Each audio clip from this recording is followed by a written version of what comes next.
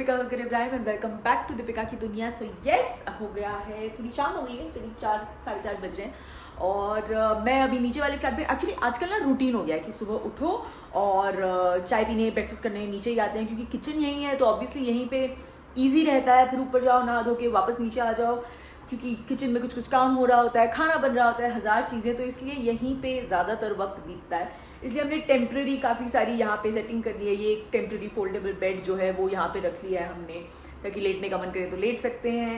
And mummy फिलहाल चली गई है ऊपर क्योंकि ये उनके आराम करने का वक्त है। और आज मम्मी ने लंच में बनाया था मेरा फेवरेट लौकी का रायता, जो मैंने आपको कहा था कि मैं आपसे रेसिपी शेयर करूँगी, तो मैंने शूट किया है और आप वो देखिए, फिर मिलते हैं। So, ये आज मम्मी मेरे लिए बना रही है मेरा फेवरेट लौकी का रायता। यस। यस।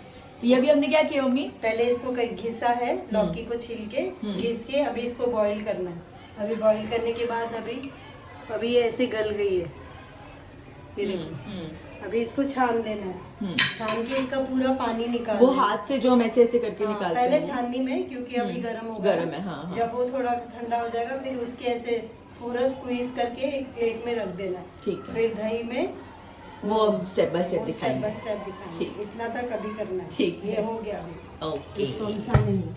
तो ये मम्मी ने लिया है एक छोटी सी हरी मिर्च और करीब आधा किलो दही मम्मी ने लिया है, और ये है थोड़ा सा हरा धनिया। ये ना वो एक साथ पीस लेती हैं, सो ये वो काट के जो पीसने वाला है उसमें डाल रही हैं।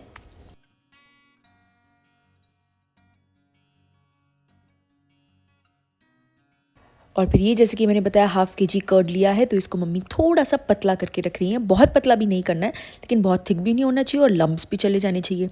और ये है पिंक वाला नमक, ये है जीरा मसाला, थोड़ी सी काली मिर्च लगेगी हमें, और ये है चाट मसाला। अब जो दही फेंट के रखा था उसमें हम सारे मसाले डाल देंगे स्वाद अनुसार। मम्मी ने थोड़ी अच्छी क्वांटिटी में डाले, तभी वो एकदम चटपटा और मज़ेदार बनता है। और उसके बाद उसको अच्छे से मिक्स कर लेंगे। एंड फिर ये जो हम हरा धनिया और मिर्च पीस रहे हैं, ये भी हम उसमें डाल के उसे अच्छे से मिक्स कर लेंगे। और अब लास्ट में इसमें हम डालेंगे लौकी, जो कि ग्रेट करके बॉईल करके हमने रखी थी, लेकिन डालने से पहले इस तरीके से निचोड़ के अच्छे से पूरा पानी जो है हम निकाल देंगे। और फिर ये हम डाल देंगे अपने दही में, जिसमें हम सारे मसाले, हरा धनिया और मिर्च का पेस्ट सब कुछ डाल चुके हैं। और फिर हम इसे मिक्स कर लेंगे एकदम मस्त चटपटा सा, और इसे सर्व करेंगे। ये रायता ट्रस्ट मी बहुत बहुत बहुत ही ज़्यादा यमी बनता है, ज़रूर ट्राई कीजिएगा। और ये देखिए, ये मेरी नाचनी की रोटी, ये रायता, ये तोरी की सब्ज़ी और पापड़, यमी। खाना खा लिया मैंने और इतना अमेजिंग खाना बनाया था मम्मी ने कि मैं खा के मस्त थोड़ी देर के लिए सो गई। और गाजर का हलवा भी मैं जाके बनाऊंगी, ऐसा नहीं कि नहीं बनाऊंगी।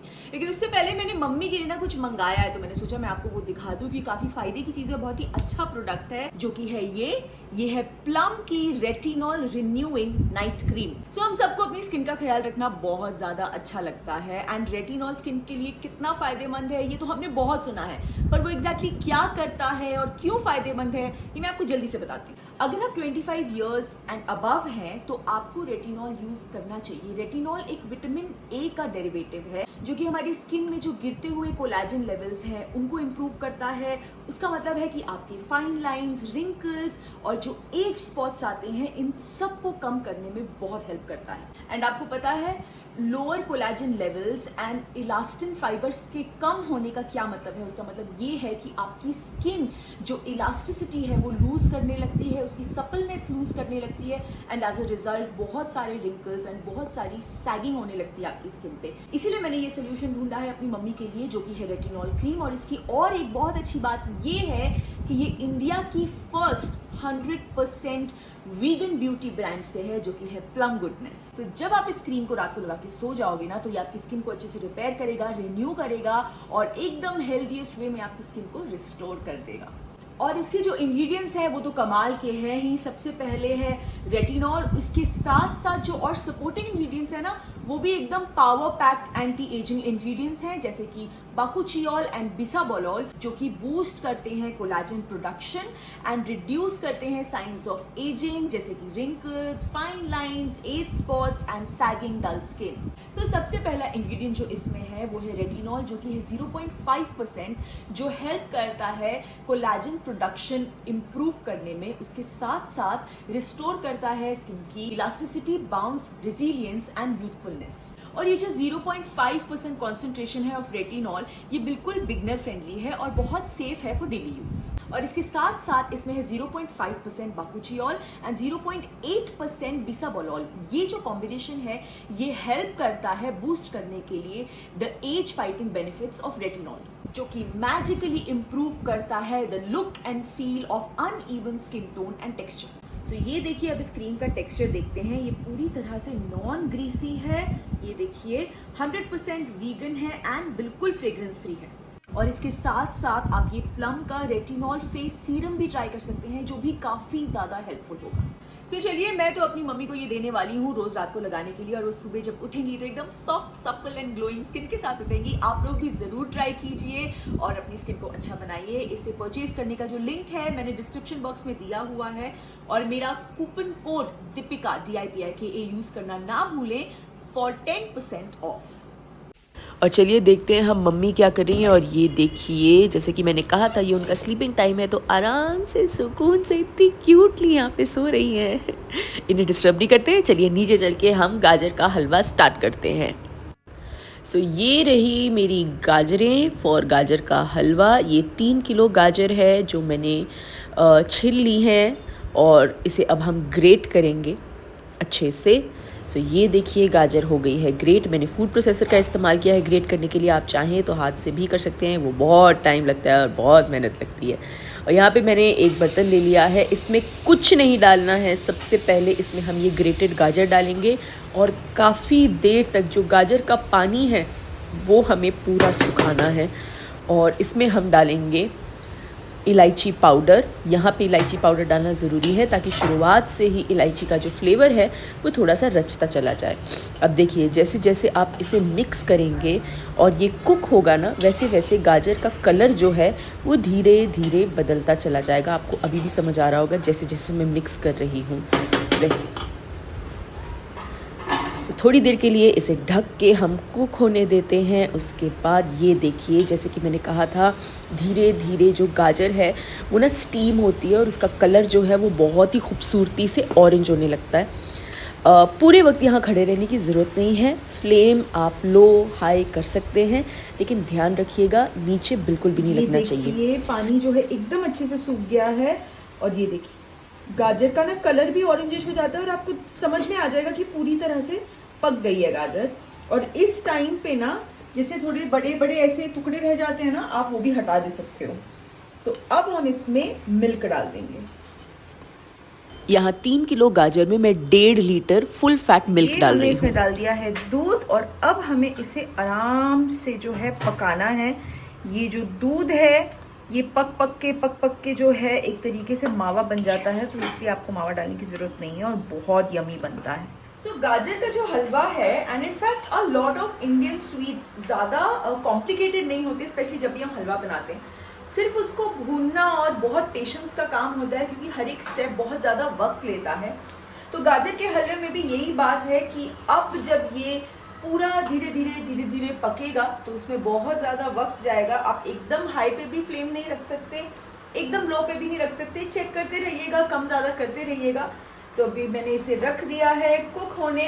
अभी इसको लगेगा आराम से खूब सारा टाइम। लगभग 8 से 10 मिनट हो गए हैं, और देखिए दूध बहुत अच्छे से बॉईल होना स्टार्ट हो गया, एक्चुअली कढ़ना स्टार्ट हो गया। आपको वो मलाई फॉर्म दिखाई दे रही होगी। इस टाइम पे ना स्टर करते रहना बहुत ज़्यादा ज़रूरी है। अगेन फ्लेम कम ज़्यादा करते रहिएगा। देखिए अभी हो गए हैं लगभग 15 मिनट। कैसे दूध अपने आप सूख रहा है, ये गाजर अपने आप पकती जा रही है, और जैसा मैंने कहा था जो दूध है वो मावे के रूप में बनता चला, फॉर्म होता चला जा रहा है। ये देखिए हमारा दूध ऑलमोस्ट 80% तक जो है सूख गया है, इनफैक्ट 90% तक। अब हम इसमें मिल्क मेड डालेंगे। अगेन मैंने 3 किलो गाजर ली, 1.5 किलो दूध लिया फुल फैट, और इसमें मैं 2 पूरा टिन जो है मिल्क मेड का डालूंगी। अब आप कहेंगे यार काम बढ़ा दिया ये फिर से पतला हो गया, लेकिन ट्रस्ट मी ये सारी मेहनत इज़ वर्थ द टेस्ट। एक बहुत ज़रूरी बात, मिल्क मेड डालने के बाद आप फ्लेम लो रखिएगा, क्योंकि मिल्क मेड मीठा होता है तो वो नीचे लगने के, कैरामलाइज होके जलने के बहुत हाई चांसेस होते हैं, इसलिए स्लो फ्लेम पे मिक्स करते रहिएगा। डालती हूँ मैं, शुगर का यूज़ नहीं करती। अगर आप चाहें तो आप शुगर डाल सकते हैं, लेकिन फिर शुगर आपको बहुत पहले डालनी पड़ेगी। जैसे जब हमने दूध डाला, समझो 10 मिनट के लिए दूध के साथ उसे पकने दीजिए, और फिर जब दूध आपको थोड़ा सा कम होता हुआ नजर आए तब आप शुगर डाल दीजिए। एकदम कम होने का वेट मत कीजिए जैसे मैंने किया है। अब मैंने डाल दिया इसमें मिल्क मेड। अब मिल्क मेड डालने के बाद मैं इससे मुश्किल से 5 मिनट के लिए थोड़ा सा भूनूंगी, और फिर हम इसमें घी डालेंगे, and then the final last phase भूनने का। ये देखिए इतना गाढ़ा होने का इंतज़ार कीजिएगा, और इसके बाद जो है आप अपने हलवे में घी डाल दीजिएगा।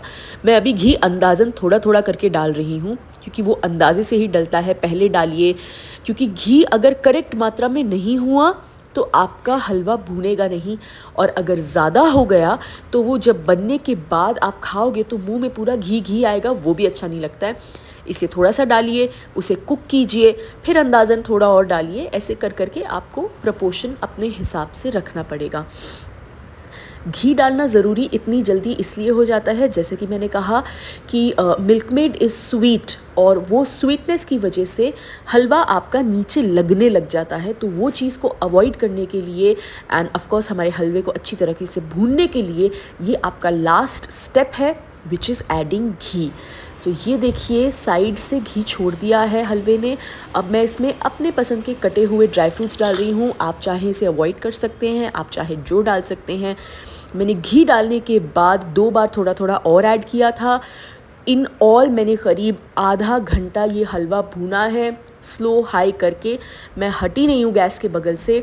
और ये देखिए हमारा एकदम अमेजिंग सा हलवा जो है वो रेडी हो गया है। और अभी सबसे पहले टेस्ट कराते हैं मम्मी को। लो,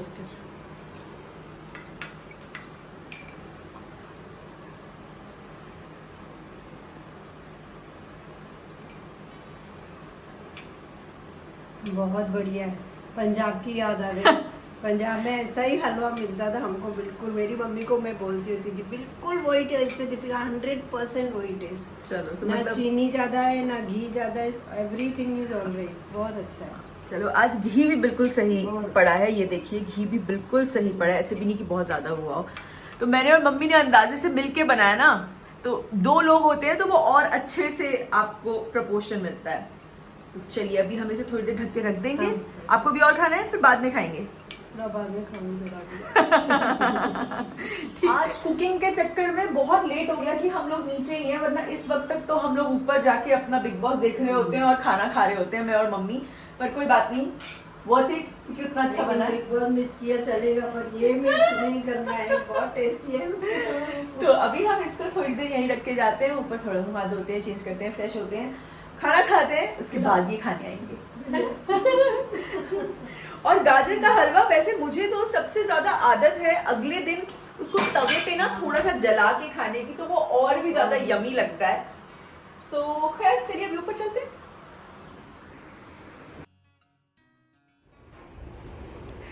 यस, तो हो गए हैं 2 पूरे दिन निकल गए हैं। मैंने परसों हलवा बनाया था, कल शोएब की छुट्टी थी तो कल शोएब मुझे घुमाने ले गए थे, और आज सुबह से मेरी तबीयत थोड़ी डाउन रही है, आपको मेरी आवाज़ में भी लग रहा होगा। और वो जो मैंने वॉइस ओवर्स डाले हैं इंस्ट्रक्शंस की, उसमें भी आपको लग रहा होगा कि मेरी आवाज़ में कोल्ड है। तो हाँ, आज मुझे बहुत कोल्ड रहा है। अभी बज रहे हैं रात के 11:15, ये जनाब भी आ गए हैं शूट से आराम से। और हम अभी नीचे वाले घर पे ही हैं, क्योंकि मैं आज यहीं आराम कर रही थी। तो मैंने सोचा कि ऊपर जाने से पहले एक बार फिर से जो है अपना गाजर का हलवा गर्म करके खाया जाए। गाजर के हलवे का यही मज़ा होता है कि उसे रीहीट करके जब खाओ तो आहा, उसका स्वाद डबल ट्रिपल हो जाता है। बाय द वे, इस बार मेरा गाजर का हलवा बड़ी फ्लाइंग कलर्स के साथ पास हुआ। आपने शोएब के ब्लॉग में देखा होगा, अगर नहीं देखा तो उन्होंने अभी ब्लॉग डाला है, जाके देखिए, उनको भी बहुत पसंद आया।